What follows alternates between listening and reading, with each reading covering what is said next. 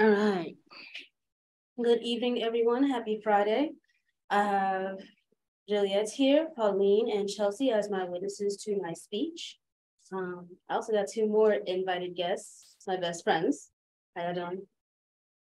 So, so I have a thesis today. My speech will be on death should not be a sad occasion, but something that should be celebrated instead.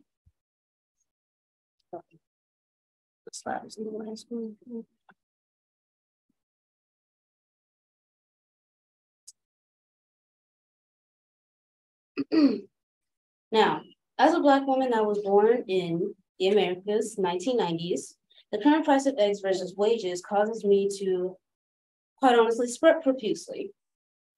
The Jones generation has dealt with these climbing prices, and it's actually quite remarkable. And when I say Jones generation, I do mean the folks that were born between the years of 1940 and living up until now. Some of them are born in the 1950s, also known as baby boomers too. Lovingly, I call them baby boomers too, electric boogaloo.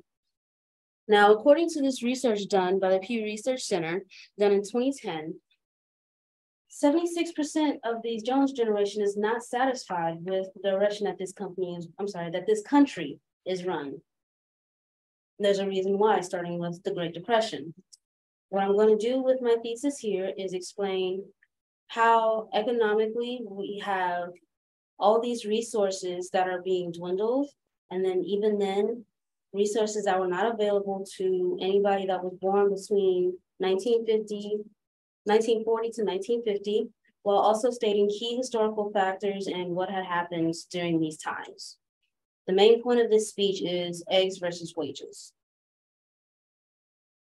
Now, 1929, October 29th, also known as Black Monday, eggs were 15 cents while minimum wage was 25 cents.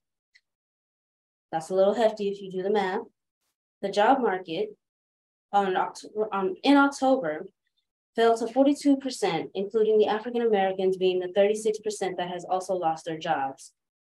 This came to last to get hired, first to get fired. And this actually affects us today in 2023, where they recently overturned the Crown Act. And this is a law that is supposed to stop the discrimination based on hair type or hairstyles for the African Americans. The Hoover inauguration of 1929, this is one of the key events that happens during the Great Depression.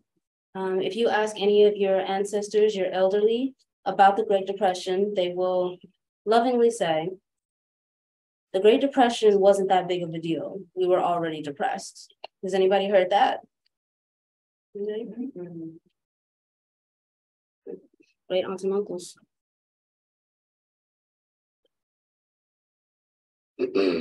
Now we're here in the 1950s.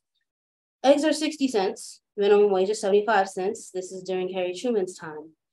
A key historical fact that happened here was Brown versus the Board of Education, where Linda Brown was denied access to an all-white elementary school. Also, Little Rock 9 had to be escorted to and from school by police officers. Emmett Till was also falsely accused of whistling at a white woman and murdered in cold blood. Now we're here in the 1960s. This one is actually going to throw y'all for a loop. Eggs are $3.88, while minimum wage is $1.15. That's a little bit too much of an escalation besides the one that's happening in 2017. We'll get to that in a second. John F. Kennedy took his time to sign a bill for the civil rights of 1964. This happened when a protest about police brutality using high-pressure fire hoses and attack dogs on people who were protesting, more than likely African Americans, but let's say it, African Americans were protesting against all of these segregation laws that were deemed immoral back in the 1950s, going back to Brown versus Board. 2008, President Obama was brought into office. This is the correct picture, ladies. Michelle Obama. That's my president. All right, during this time, we had the the name Obamacare for health insurance. If anything, I mean, that actually did help low-income families receive health insurance. During this time that President Obama was in office, I want to say that eggs were $6.88, while minimum wage was $7.25. We've recently brought it up to $12 to $13, but since we're in Texas, that amount has been in the category of variable. The Women's March of 2017. These lovely ladies that did the Women's March in Washington, D.C., they were fighting for our rights for fair wage pay, along with the ceasing and desisting of sexual harassment in the workplace and discrimination just because we are born with a uterus that brings people to life. That's my personal argument. Now, to reiterate my thesis, if you were born between 1929 and have lived up until now, you've had a long and arduous journey. If anything, we should celebrate that you even took the time to live this life, to be here on this earth. We don't think that we should mourn necessarily, but I personally believe that, yay, you've made it, you finished this long marathon, it's time to rest. Now I have a quote from, yes, Maya Angelou. How did I forget?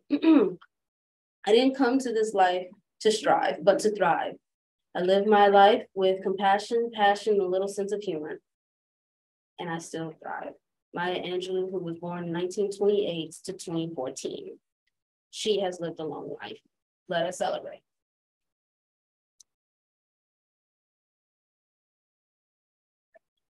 All right.